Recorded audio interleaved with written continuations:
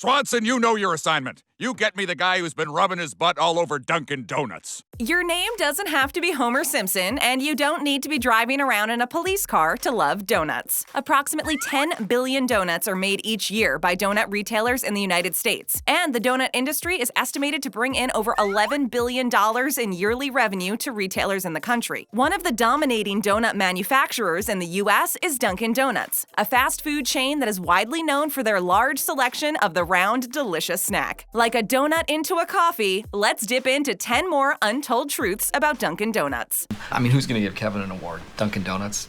Dunkin' Donuts' early beginnings. My God, you're so old. In 1948, a coffee and donut shop named Open Kettle in Quincy, Massachusetts was opened by a man by the name of William Rosenberg. Rosenberg was born in Boston, Massachusetts in 1916 to Jewish immigrants from Prussia. He started working after being forced to drop out of school when he was 14 in order to help his parents financially during the Great Depression. After World War II, Rosenberg started working in the food industry when he created a food catering company. Once he realized just how many people were purchasing coffee and donuts, he decided to launch Open Kettle, a restaurant dedicated to those two products. In 1950, he changed the name of his shop to Dunkin' Donuts, and the restaurant soon became a success, gaining a lot of popularity. It's all just a popularity contest. 5 years later, Rosenberg franchised his shop, and by 1963, the 100th Dunkin' Donuts shop was opened. In 1965, the establishment was globalized, and its first restaurant overseas opened its doors in Japan in 1970. In 1990, the franchise was purchased by the owner of Baskin-Robbins and continued to grow. By the year 2000, there were 5,000 restaurants open worldwide, and by 2011, that number had doubled. The franchise will continue to grow and expand worldwide and continue to be known as one of the best donut shops in the world. That's good for $5 at Dunkin' Donuts. Any Dunkin' Donuts. More than 31 flavors at Dunkin'. Thanks for the free donuts. Just donuts. Baskin-Robbins, Dunkin' Donuts' sister company, is famous for its 31 flavors of ice cream, but the number of Dunkin' Donuts donut flavors more than doubles that at a whopping 70 different types of donut. However, not all of these flavors are available in a store near you, as many of them are unique to certain regions. The average store carries a variation of around 20 different flavors that vary depending on which establishment you visit. Some of the classic American donut variations are glazed, double chocolate, vanilla frosted, jelly, A jelly donut? blueberry glazed, powdered sugar, Boston cream, and more. Consumers love these classic flavors, and Dunkin' Donuts worldwide sells around 3 billion donuts every year. What's more interesting than the classic American flavors are the flavors of donuts sold in the Dunkin' Donuts around the world. In China, pork and seaweed-flavored donuts are sold, along with pizza-flavored munchkins, making for a more savory snack than sweet. If you're a cheese lover, head to a location in Indonesia where they sell chocolate-frosted donuts covered with Parmesan cheese. If you're craving something sweeter, try the Fruity Paradise donut sold in Thailand, which is a classic glazed donut covered in a variety of fresh fruits. Some more international variations include the Mango Chocolate Donut from Lebanon, the Kit Kat Donut from Spain, and the Kimchi Donut from South Korea. But this place smells like kimchi. Dunkin's ingredient issues. Guys, I think we have an issue.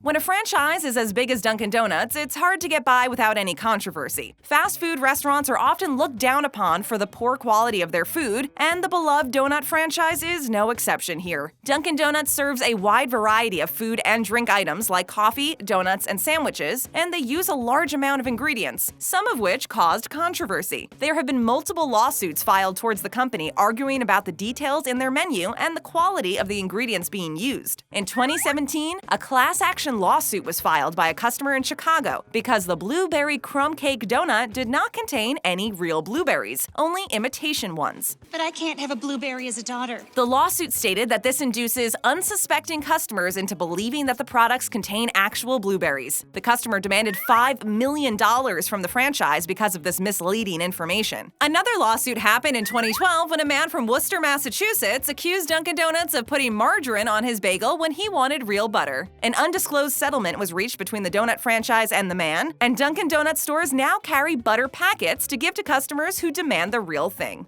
Why are you buttering your face? Time to make the Dunkin' Donuts.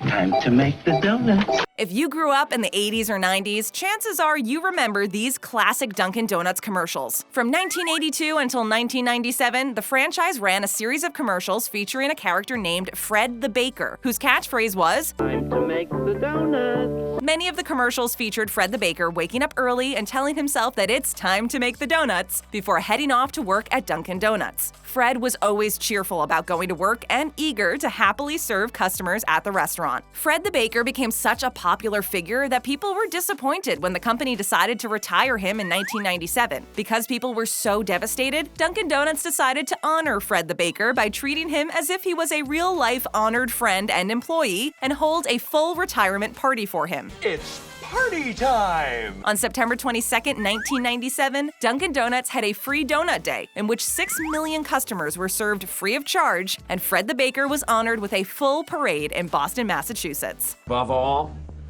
I'm from Boston. What happened to Dunkin's Fred the Baker? Hey, what happened? So now you may be wondering, what exactly happened to the time to make the donuts guy? Who was he? Fred the Baker was portrayed by a classically trained actor named Michael Vale, a man from New York who was struggling to be recognized in the acting world. Michael Vale was in a few movies and shows though, such as Marathon Man and A Hatful of Rain, along with several Broadway shows. Before starring in Dunkin' Donuts commercials, Vale was featured in a series of commercials for cottage cheese for Breakstone. Michael Vale landed his big role when he got the job as Fred the Baker in a Dunkin' Donuts commercial. However, he wasn't the first choice for the role. In fact, when Vale went into his audition, he was told that the role of the chef was already taken. But after seeing his performance, the casting crew gave it to Vale instead.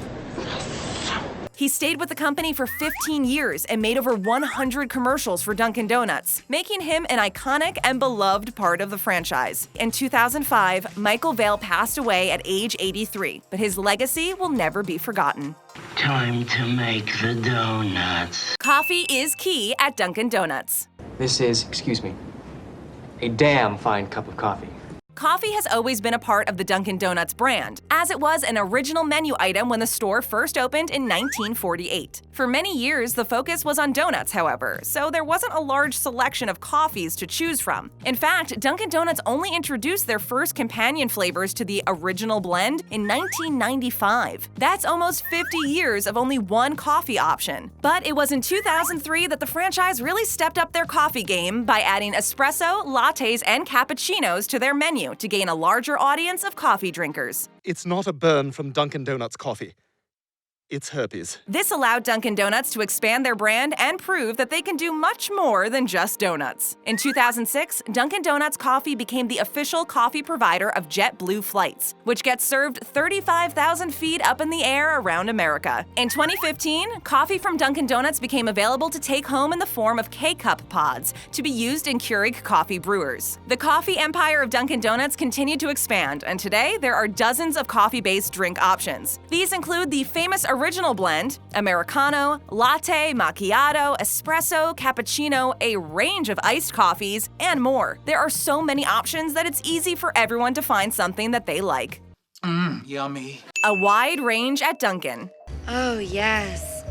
A big range. Throughout the years, Dunkin' Donuts has experimented with different flavors, products, and promotions. One interesting new product released in summer of 2018 was the company's first ever gluten-free product, the Fudge Brownie, which was a hit amongst customers. This product was part of an addition to the menu called the Dunkin' Run, a collection of snacks that also included ham and cheese roll-ups, pretzel bites and mustard, waffle-breaded chicken tenders, and probably the most delicious of them all, donut fries. These fries are 5 pieces of donut dough covered in cinnamon sugar, and they look and taste amazing. Oh, yum.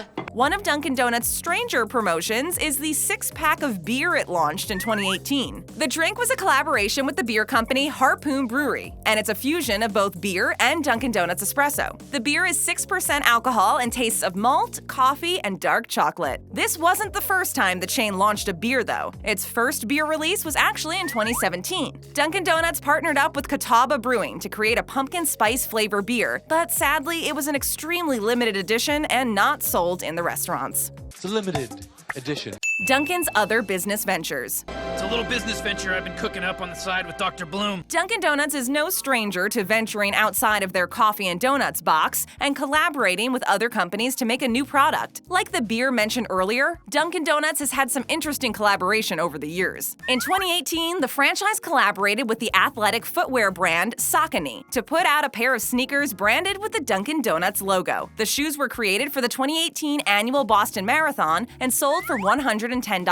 On the heel of the shoes reads "America runs on Dunkin'," which makes the classic slogan turn quite literal. I mean, literally. I'm not saying that figuratively. In 2017, another interesting collaboration happened when the franchise teamed up with the cookie company Oreo to create a Dunkin' Donuts mocha-flavored Oreo as a limited edition product. The cookies are supposed to taste exactly like an iced mocha from the franchise, but according to reviews, they're a bit more chocolatey than coffee-y, which isn't that bad of a mistake to make, though. Perhaps the strangest Dunkin' collaboration, though, is the collab it did with the soap brand Dove in 2018. The two brands opened up a pop-up store selling their products together, and for some reason, it actually worked. No matter how strange the collab, Dunkin' still manages to be successful at selling it. Sell me this pen.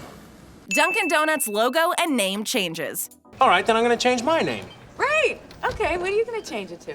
Crap bag. Being nearly 70 years old, Dunkin' Donuts has understandably gone through a few logo changes. When the restaurant first opened in 1950, the logo was the name of the establishment in dark red cursive script. This changed in 1956 when the logo was switched to a cartoon image of a human figure made of a donut and a coffee cup holding up a platter of donuts. In 1960, the brand started to use the hot pink color that we associate with Dunkin' Donuts today, showing the name of the brand in the spiral shape of a donut. From 1970 until 1979, the logo was switched to a black-colored font, but in 1980, the brand went back to the iconic hot pink and added orange as well, creating the recognizable logo that's still used today. I got coffee.